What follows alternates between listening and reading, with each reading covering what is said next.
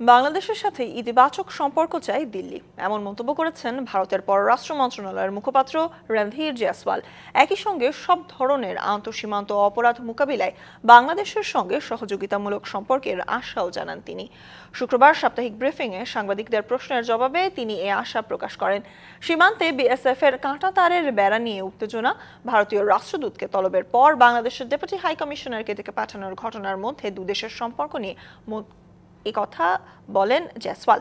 তিনি জানান, দিল্লিতে নিযুক্ত বাংলাদেশের ভারপ্রাপ্ত হাইকমিশনার মোহাম্মদ নুরুল ইসলামের সামনে ভারত তার অবস্থান স্পষ্ট করেছে। এছাড়া দ্রুত নির্বাচনের ব্যাপারে মার্কিন রাষ্ট্রদূতের মন্তব্য সম্পর্কে জানতে চাইলে কোনো মন্তব্য করেননি মুখপাত্র। Our position as far as India-Bangladesh relations are concerned, দুই দেশের সীমান্ত সুরক্ষিত করার জন্য বাস্তবিক সকল পদক্ষেপ নিয়ে একটি ইতিবাচক সম্পর্ক বজায় রাখতে চাই আমরা। ভারত আশা করে বাংলাদেশ পূর্ববর্তী সব চুক্তিকে সম্মান করবে।